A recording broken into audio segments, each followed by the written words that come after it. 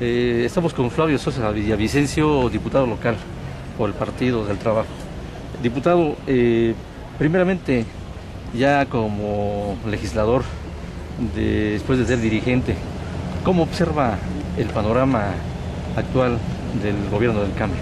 Bueno, yo creo que hay una etapa de mucha complejidad porque efectivamente el PRI entregó el gobierno, pero no entregó el poder, por un lado, y por el otro lado no lo entregó totalmente, es decir, todavía tenemos primero una cultura que viene del PRI, ¿no?, en el ejercicio del gobierno, una cultura que heredamos de autoritarismo, de poca transparencia, es herencia de nuestro pasado, del pasado del gobierno.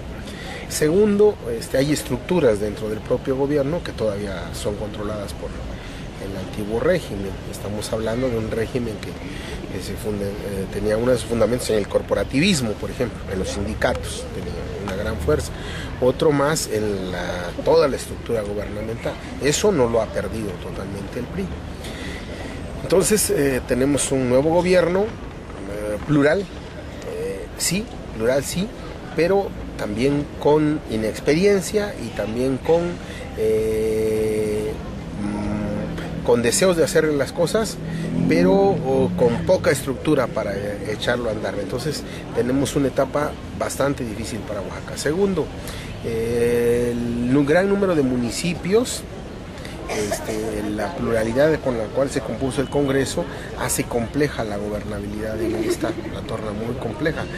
Simplemente la problemática municipal, el IE nos deja sembrados antes de irse, el antiguo presidente del IE, que solamente se pudo cambiar el presidente y luego posteriormente se dio algún relevo en algunas representaciones. Nos dejan sembrado un montón de conflictos electorales, en conflictos en municipios de sus costumbres, que durante meses generaron inestabilidad política y social. Y en la Cámara de Diputados, bueno, con tal de que el inicio del gobierno fuera un inicio más suave, pues se dio muchas concesiones al PRI. Entonces es difícil ahora provocar cambios fuertes con esas estructuras, con esa problemática, con esa complejidad. Y bueno, en muchos casos los grupos políticos del PRI pues se bajaron a los municipios a posicionarse, se bajaron a los comisariados para tener control territorial, y hoy es parte de la problemática que estamos viviendo en el Estado. Entonces, la transición está arrancando. Hay un proceso muy lento de arranque de la transición, bastante lento, y yo creo que va a tardar un buen tiempo para que estemos hablando de que ya la transición va caminando, ¿no? Da sus primeros pasos. Este obstáculo es el que hace que el gobierno del cambio no avance. No necesariamente, tenemos nuestras propias inercias que no nos han permitido, ¿no? O sea, incapacidades, tenemos grandes errores, tenemos inexperiencias, también hay que reconocerlo. Y bueno, también tenemos intereses, ¿no? Intereses de partidos, de líderes, que no se han dejado de lado para poner encima los intereses superiores de la transición, ¿no? Y tenemos, muchas limitaciones, hacemos mucho ruido, por ejemplo, en el Congreso, y la agenda de la transición pues la tenemos ahí como un poquito al margen. Hay una serie de conflictos que están brotando, en este caso los conflictos agrarios, los Chimalapas, que es un caso... Bueno, son conflictos que han estado latentes durante muchos años, o sea, no son nuevos ni están surgiendo en estos momentos, estaban ahí. Como parecía que las brasas estaban apagadas, pero no, ahí estaban las brasas ardiendo, y la ceniza un poquito la tenía apagada el calor. Pero hoy, por ejemplo, el conflicto de Chimalapas es un viejo conflicto que los anteriores gobernadores nunca pudieron o no quisieron atender. No, tenían compadres en el estado de Chiapas, tenían intereses de amistad con los caciques del vecino de Chiapas, del vecino estado de Chiapas, o simplemente no querían mover las cosas y la fueron dejando, y hoy revienta, ¿no? Porque hoy encontramos que el gobierno del estado de Chiapas está siendo víctima de intereses todavía que no alcanzamos a entender, de algunos ambiciosos, y pues decretan la creación de un municipio en territorio oaxaqueño. ¿Y no se puede hablar de un fuego amigo al interior del propio gobierno?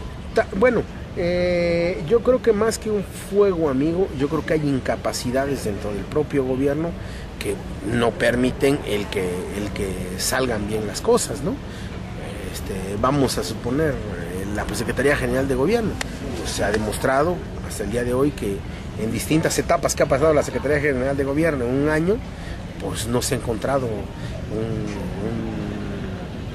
una etapa de unidad y de eficacia para resolver los problemas, ¿no? Nos decía el secretario actual que en 6 meses los problemas iban a estar tranquilos, y hoy vemos que Oaxaca está agitada. Esta semana fue de agitación, de mucha agitación. Estamos en el tema de Chimalapas, estamos en el tema de conflictividad agraria en Amotepec, estamos hablando de una emboscada en Llaveo, estamos hablando de desconocimiento de autoridades municipales, de conflictividad en el istmo de Tehuantepec con ediles y con las eólicas. Entonces el Estado en ebullición. Pero esto, no hay un detonante o algún riesgo que pueda provocar ese detonante.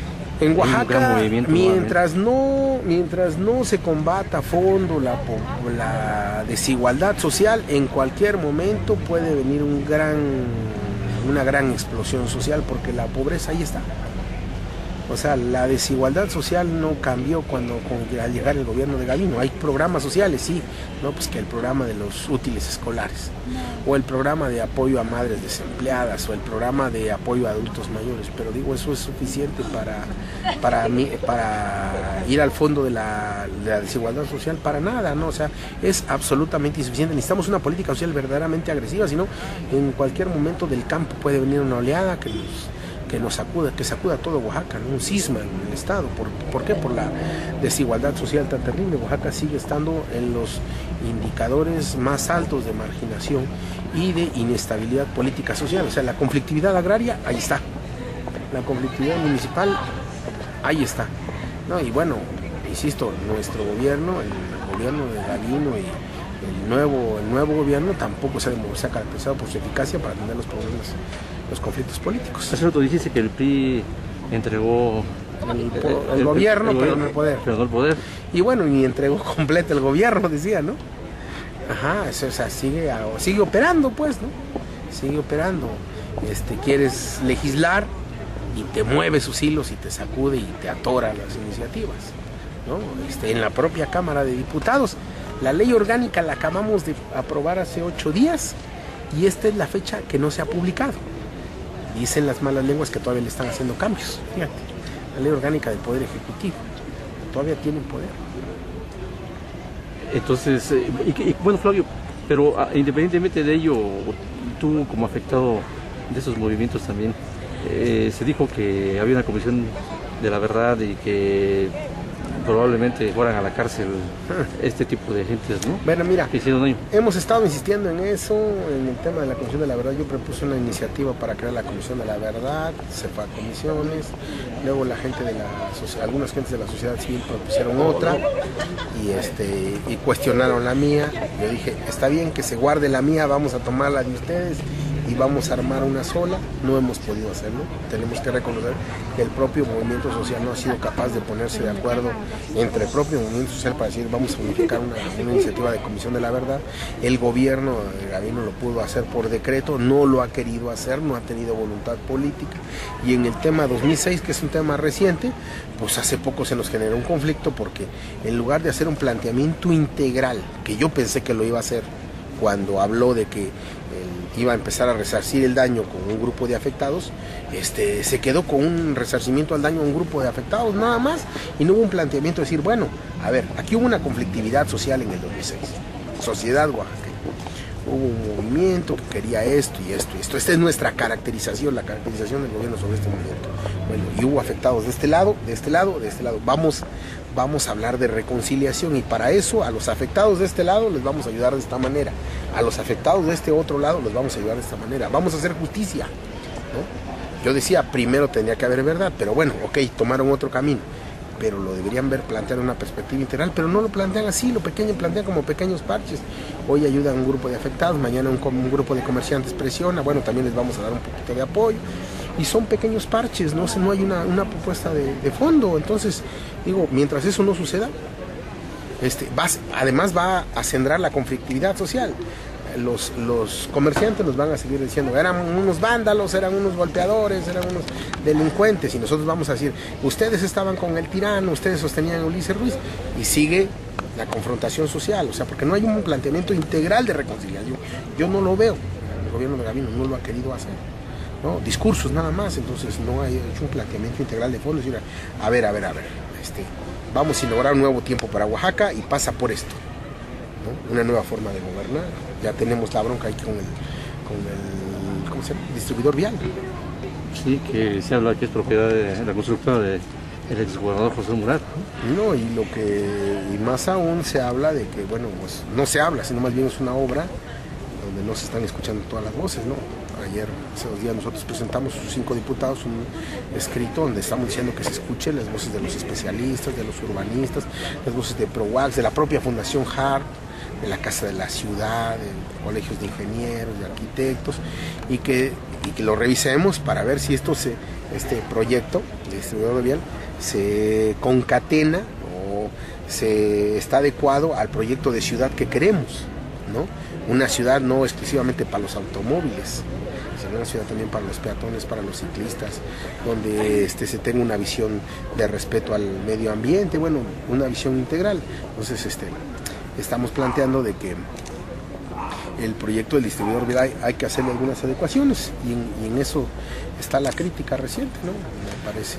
Otra cosa que también, digo, ya les alcanzó el tiempo, es el proceso electoral que está en puerta. Los presidentes, el cambio del presidente de la República, sí, diputados y senadores. Sí. Está la efervescencia, podemos decir, que también es otro factor, ¿no? Que va a complicar. ¿Cómo observas el panorama? ¿Ustedes a quién van a apoyar? Bueno, personalmente yo estoy con Andrés Manuel López Obrador.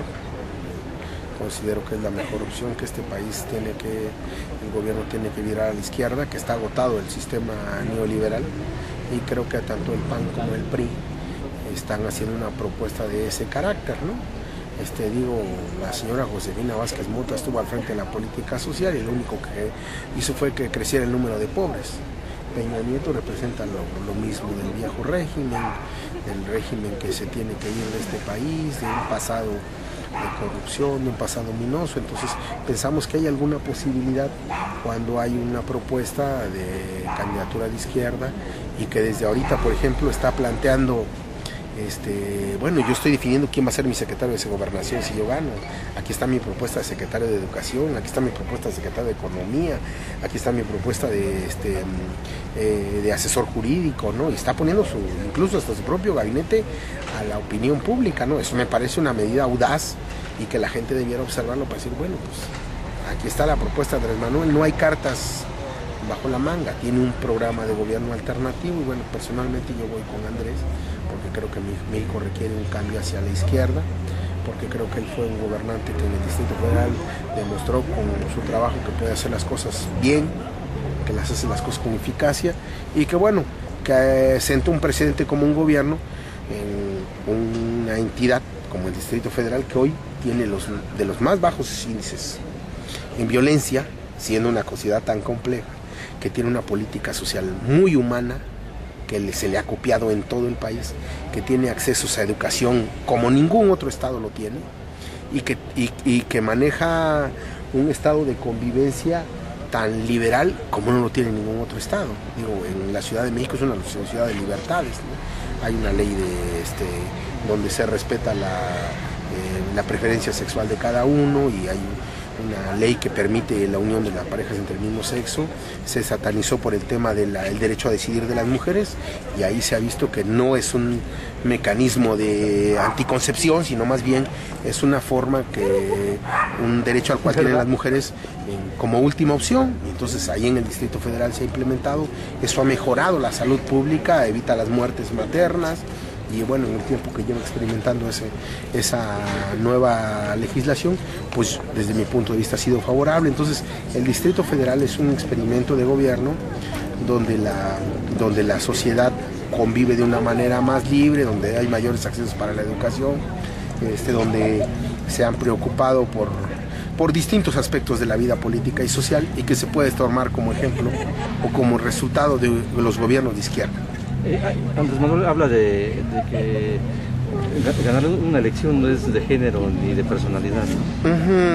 Bueno, Andrés tiene una propuesta, un discurso, ha tenido un discurso incluso ante el poder bastante duro y que en los últimos meses lo ha matizado porque precisamente se le estaba pretendiendo satanizar por su propuesta.